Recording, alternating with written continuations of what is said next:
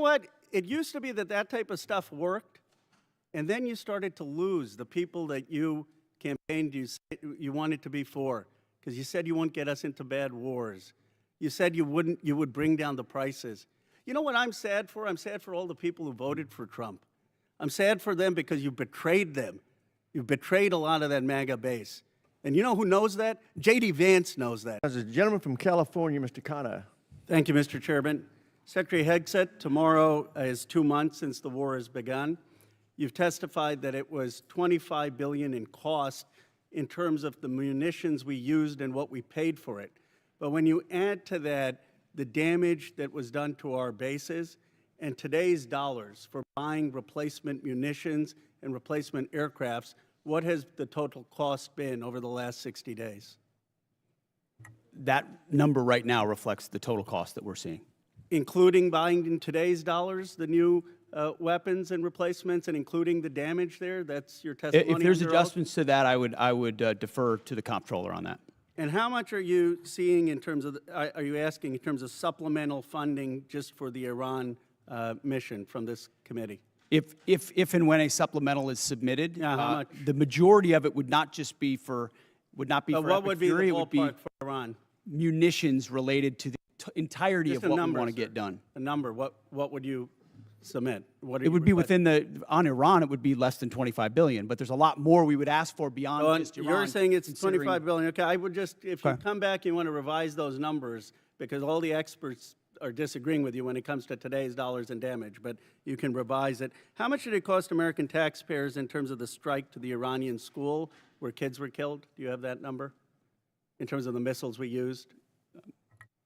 As I've said, that unfortunate situation remains under investigation. You don't know how much it 15-6 costs the investigation, but I taxpayer? wouldn't tie a cost to that, to anything. It's a reasonable question, no, sir? I mean, our taxpayer money was going there. Do you know how much it will cost Americans in terms of their increased cost in gas and food over the next year because of the Iran war? I would simply ask you what the cost is of an Iranian nuclear bomb. I'm going to give you that I opportunity. would simply ask you what the, Yeah, you're but playing gotcha sir, questions sir, about no, it's domestic not. things. I'm not. You're saying it's a gotcha question to ask what it's going to be in terms of the increased Why cost won't of you gas answer what and it costs to prevent Iran from getting a nuclear food? bomb? I give you that, sir, but let me. What if you would could it just cost? ask my What would you pay to ensure Iran doesn't But get a nuclear can you- bomb? do you- What would sir, you pay? I reclaim my time. Do you not know? You had no one do the analysis of what the increased cost of gas and food on the American people are going to be? What is the cost Let of me- let Iran me give you holding the that number. straight at Let me issue give with you the nuclear number. weapons? It's $631 billion, which means it's an increase of $5,000 a year for American households. Now, let me give you this point. You're saying that your operation is preventing a nuclear Iran. Will you acknowledge that there is an economic cost to the American people for doing what you believe is necessary to make Iran denuclear? Will you acknowledge the economic cost? We have an incredible economic team that's managing this better than Yeah, but what the previous but administration did to acknowledge our that- economy, you acknowledge what the there's a previous cost. administration You- did with you don't even inflation, know what the- you know what what's the previous upsetting? I reclaim administration my did with time. You know, COVID, Secretary- and you're going to Secretary, lecture this I reclaim administration my about time, the sir. economy? You know what is upsetting to me? Incredible. You didn't even do the analysis on how much it's costing the American people. It's one thing if you said, okay, it costs the American people $5,000, but we think it's worth it. That's what we've done in World War II and other wars. Here's what it costs. You got to pay for it. You don't even know what the average American is paying. You don't know what we paid in terms of the missiles that hit the Iranian school. You don't know what we're paying in terms of gas. You don't know what we're paying in terms of food. Your 25 billion number is totally off. It's the incompetence. It's the incompetence. Let me ask you this. Certainly, maybe here we'll find agreement. There was still 440 pounds of low-enriched uranium, correct, when President Obama, after the JCPOA? Is that accurate? The amounts and types are classified. Okay. Will you acknowledge that there were 970 pounds of uranium enriched after Trump tore up the JCPOA? The JCPOA was a terrible deal that allowed Iran a path to I a know nuclear bomb. You deal with vague platitudes. I'm asking you about numbers. Like, you don't know what gas costs, you don't know what food costs, you don't know what the operation costs. You know, I get sound bites, but how about numbers? Do you know how much the enriched uranium was after you ripped up the JCPOA? Trump did. I'll give you a number. I know that, as was stated by early on, The price of gas is twice as expensive in California, your home state, as anywhere else in the country because of the horrible policies your state pursued. You know what? It used to be that that type of stuff worked, and then you started to lose the people that you campaigned you wanted to be for, because you said you wouldn't get us into bad wars. You said you would bring down the prices. You know what I'm sad for? I'm sad for all the people who voted for Trump. I'm sad for them because you betrayed them. You betrayed a lot of that MAGA base. And you know who knows that? J.D. Vance knows that. Gentleman's time's expired. Chair now recognizes the gentleman from All right, Nebraska, everyone, let's Mr. get straight Bacon. into the weeds of this one, because this hearing is a perfect, unsanitized snapshot of the fog of war playing out right now in 2026. What you are looking at is a fundamental structural clash between the legislative branch trying to protect the domestic economy and a heavily weaponized Pentagon leaning all the way into an aggressive wartime doctrine.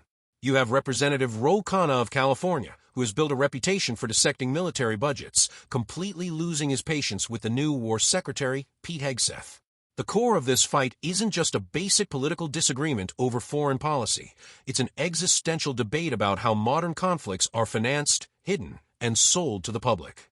Khanna is bringing the raw financial anxieties of the American middle class directly to the table, arguing that the military can win tactical exchanges on the ground while completely destroying the domestic economy back home. Let's dismantle the first massive red flag in this transcript, which is the $25 billion figure. Hegseth steps up to the microphone and testifies that the entire conflict over the last 60 days has only cost $25 billion. Now, to the average person, $25 billion sounds like an astronomical, staggering sum of money. But if you understand the actual reality of modern, high-intensity conflicts, that number is basically an intentional accounting fiction. Khanna calls him out on it instantly. Why? Because when the Pentagon delivers a baseline figure like $25 billion, they are typically talking about expended munitions and immediate operational costs.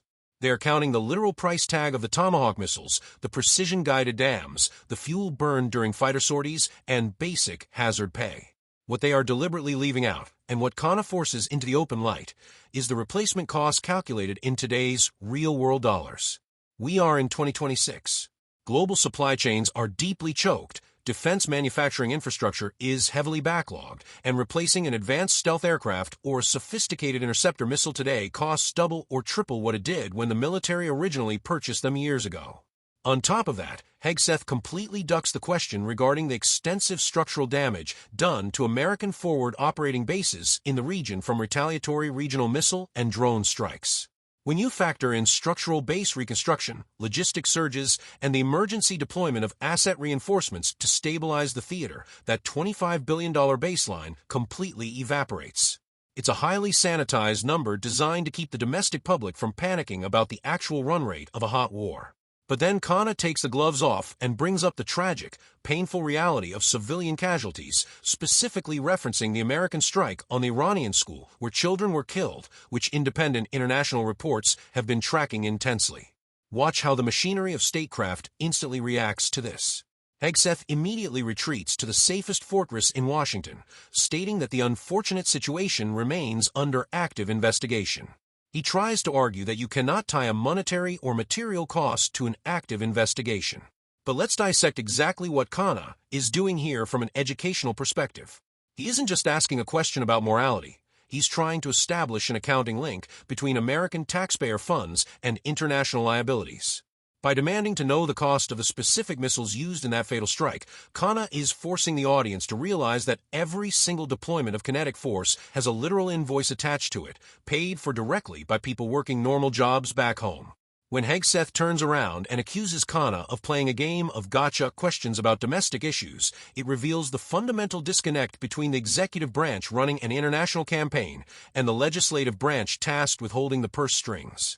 Hegseth tries to flip the script by using a classic geopolitical counterinterrogation technique.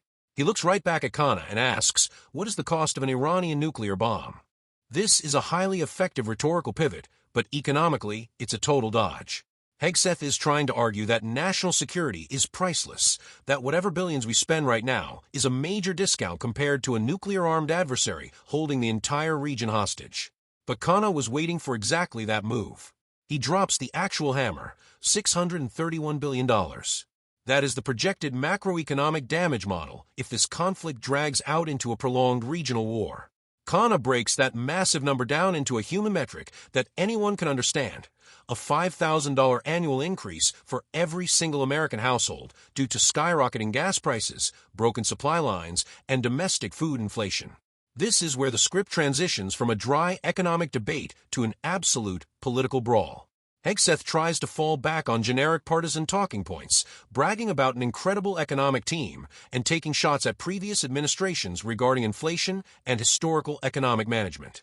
But Khanna refuses to let him hide behind a pre-written teleprompter.